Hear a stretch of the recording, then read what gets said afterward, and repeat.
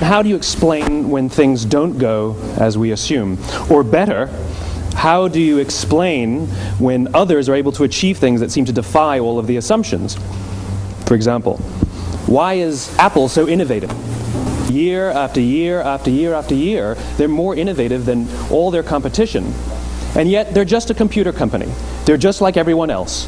They have the same access to the same talent, the same agencies, the same consultants, the same media. Then why is it that they seem to have something different? Why is it that Martin Luther King led the civil rights movement? He wasn't the only man who suffered in a pre-civil rights America, and he certainly wasn't the only great orator of the day. Why him? And why is it that the Wright brothers were able to figure out controlled powered manned flight when there were certainly other teams who were better qualified, better funded, and they didn't achieve powered manned flight, and the Wright brothers beat them to it? There's something else at play here. About 3.5 years ago, I made a discovery, and this discovery profoundly changed my view on how I thought the world worked, and it even profoundly changed the way in which I operate in it. As it turns out, there's a pattern. As it turns out, all the great and inspiring leaders and organizations in the world, whether it's Apple or Martin Luther King or the Wright brothers, they all think, act, and communicate the exact same way, and it's the complete opposite to everyone else. All I did was codify it. And it's probably the world's simplest idea. I call it the golden circle.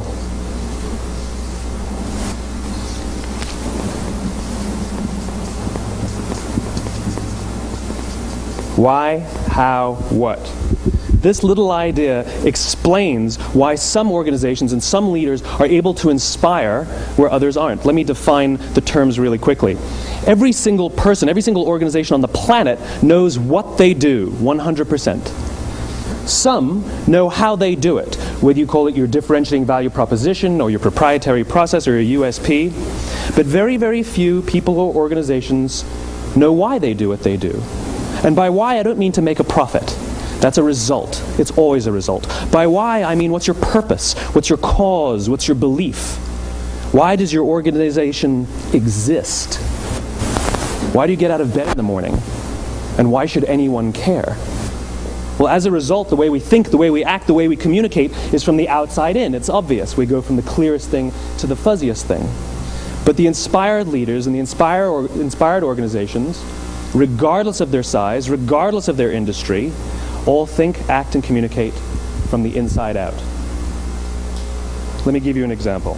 I use Apple because they're easy to understand and everybody gets it. If Apple were like everyone else, a marketing message from them might sound like this. We make great computers. They're beautifully designed, simple to use, and user-friendly. Want to buy one? Meh. And that's how most of us communicate. That's how most marketing is done, that's how most sales is done, and that's how most of us communicate interpersonally. We say what we do, we say how we're different or how we're better, and we expect some sort of behavior, a purchase, a vote, something like that. Here's our new law firm. We have the best lawyers with the biggest clients. We have, we always perform for our clients, do business with us. Here's our new car. It gets great gas mileage. It has, leather seats. Buy our car. But it's uninspiring. Here's how Apple actually communicates. Everything we do, we believe in challenging the status quo. We believe in thinking differently. The way we challenge the status quo is by making our products beautifully designed, simple to use, and user-friendly. We just happen to make great computers. Want to buy one? Totally different, right? You're ready to buy a computer from me. All I did was reverse the order of the information. What it proves to us is that people don't buy what you do, people buy why you do it. People don't buy what you do, they buy why you do it. This explains why every single person in this room is perfectly comfortable buying a computer from Apple. But we're also perfectly comfortable buying an MP3 player from Apple, or a phone from Apple, or a DVR from Apple. But as I said before, Apple's just a computer company. There's nothing that distinguishes them structurally from any of their competitors. Their competitors are all equally qualified to make all of these products. In fact, they tried. A few years ago, Gateway came out with flat-screen TVs. They're eminently qualified to make flat-screen TVs. They've been making flat-screen monitors for years. Nobody bought one. And Dell came out with MP3 players and PDAs. And they make great quality products, and they can make perfectly well-designed products, and nobody bought one. In fact, talking about it now, we can't even imagine buying an MP3 player from Dell. Why would you buy an MP3 player from a computer company? But we do it every day. People don't buy what you do, they buy why you do it. The goal is not to do business with everybody who needs what you have. The goal is to do business with people who believe what you believe. Here's the best part. None of what I'm telling you is my opinion. It's all grounded in the tenets of biology, not psychology, biology. If you look at a cross-section of the human brain, looking from the top down, what you see is the human brain is actually broken into three major components that correlate perfectly with the golden circle. Our newest brain, our Homo sapien brain, our neocortex, corresponds with the what level. The neocortex is responsible for all of our rational and analytical thought and language. The middle two sections make up our limbic brains, and our limbic brains are responsible for all of our feelings, like trust and loyalty. It's also responsible for all human behavior, all decision-making, and it has no capacity for language. In other words, when we communicate from the outside in, yes, people can understand vast amounts of complicated information like features and benefits and facts and figures. It just doesn't drive behavior. When we communicate from the inside out, we're talking directly to the part of the brain that controls behavior, and then we allow people to rationalize it with the tangible things we say and do. This is where gut decisions come from. You know, sometimes you can give somebody all the facts and your figures and you say, I know what all the facts and details say, but it just doesn't feel right. Why would we use that verb? It doesn't feel right.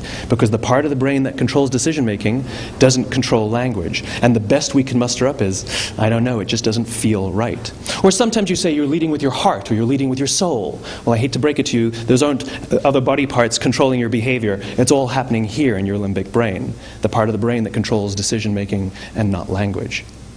But if you don't know why you do what you do, and people respond to why you do what you do, then how will you ever get people to vote for you or buy something from you, or more importantly, be loyal and want to be a part of what it is that you do? Again, the goal is not just to sell people who need what you have. The goal is to sell to people who believe what you believe. The goal is not just to hire people who need a job. It's to hire people who believe what you believe. I always say that, you know, there's if you hire people just because they can do a job, they'll work for your money. But if you hire people who believe what you believe, they work for you with blood and sweat and tears. And nowhere else is there a better example of this than with the Wright brothers. Most people don't know about Samuel Pierpont Langley. And back in the early 20th century, the pursuit of powered man flight was like the dot-com of the day. Everybody was trying it. And Samuel Pierpont Langley had what we assume to be the recipe for success. I mean, even now you ask people, why did your product or why did your company fail? And people always give you the same permutation of the same three things. Undercapitalized, the wrong people, bad market conditions. It's always the same three things. So let's explore that. Samuel Pierpont Langley was given $50,000 by the War Department to figure out this flying machine. Money was no problem. He held a seat at Harvard and worked at the Smithsonian and was extremely well connected. He knew all the big minds of the day. He hired the best minds money could find, and the market conditions were fantastic. The New York Times followed him around everywhere, and everyone was rooting for Langley. And how come we've never heard of Samuel Pierpont Langley? A few hundred miles away in Dayton, Ohio, Orville and Wilbur Wright. They had none of what we consider to be the recipe for success. They had no money. They paid for their dream with the proceeds from their bicycle shop. Not a single person on the Wright brothers' team had a college education, not even Orville or Wilbur. And the New York Times followed them around nowhere. The difference was Orville and Wilbur were driven by a cause, by a purpose, by a belief. They believed that if they could figure out this flying machine, it'll change the course of the world. Samuel Pierpont Langley was different. He wanted to be rich, and he wanted to be famous. He was in pursuit of the result. He was in pursuit of the riches. And lo and behold, look what happened. The people who believed in the Wright brothers' dream worked with them with blood and sweat and tears. The others just worked for the paycheck. And they tell stories of how every time the Wright brothers went out, they would have to take 5 sets of parts because that's how many times they would crash before they came in for supper. And eventually, on December 17th, 1903, the Wright brothers took flight. And no one was there to even experience it. We found out about it a few days later. And further proof that Langley was motivated by the wrong thing, the day the Wright brothers took flight, he quit. He could have said, "That's an amazing discovery, guys, and I will improve upon your technology." But he didn't. He wasn't first. He didn't get rich. He didn't get famous. So he quit. People don't buy what you do, they buy why you do it. And if you talk about what you believe, you will attract those who believe what you believe. Well, why is it important to attract those who believe what you believe? Something called the law of diffusion of innovation. And if you don't know the law, you definitely know the terminology. The first 2.5% of our population are our innovators. The next 13.5% of our population are our early adopters. The next 34% are your early majority, your late majority, and your laggards. The only reason these people buy touch-tone phones is because you can't buy rotary phones anymore. We all sit at various places at various times on the scale, but what the law of diffusion of innovation tells us is that if you want mass market success or mass market acceptance of an idea, you cannot have it until you achieve this tipping point between 15 and 18% market penetration, and then the system tips. And I love asking businesses, what's your conversion on new business? And they love to tell you, oh, it's about 10%, proudly. Well, you can trip over 10% of the customers. We all have about 10% who just get it. That's how we describe them, right? That's like that gut feeling, oh, they just get it. The problem is, how do you find the ones that just get it before you're doing business with them versus the ones who don't get it? So it's this here, this little gap, that you have to close, as Geoffrey Moore calls it, crossing the chasm. Because you see, the early majority will not try something until someone else has tried it first. And these guys, the innovators and the early adopters, they're comfortable making those gut decisions. They're more comfortable making those intuitive decisions that are driven by what they believe about the world, and not just what product is available. These are the people who stood online for 6 hours to buy an iPhone when they first came out, when you could have just walked into the store the next week and bought one off the shelf. These are the people who spent $40,000 on flat screen TVs when they first came out, even though the technology was substandard. And by the way, they didn't do it because the technology was so great. They did it for themselves. It's because they wanted to be first. People don't buy what you do, they buy why you do it. And what you do simply proves what you believe. In fact, people will do the things that prove what they believe. The reason that person bought the iPhone in the first 6 hours, or stood in line for 6 hours, was because of what they believed about the world and how they wanted everybody to see them. They were first. People don't buy what you do, they buy why you do it. So let me give you a famous example, a famous failure and a famous success of the law of diffusion of innovation. First, the famous failure. It's a commercial example. As we said before a second ago, the recipe for success is money and the right people and the right marketing conditions, right? You should have success then. Look at TiVo. From the time TiVo came out about 8 or 9 years ago to this current day, they are the single highest quality product on the market. Hands down, there is no dispute.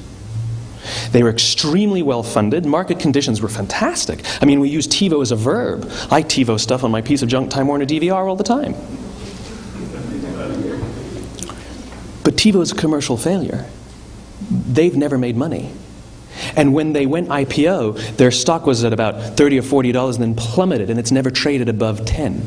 In fact, I don't think it's even traded above 6, except for a couple of little spikes. Because you see, when TiVo launched their product, they told us all what they had. They said, we have a product that pauses live TV, skips commercials, rewinds live TV, and memorizes your viewing habits without you even asking.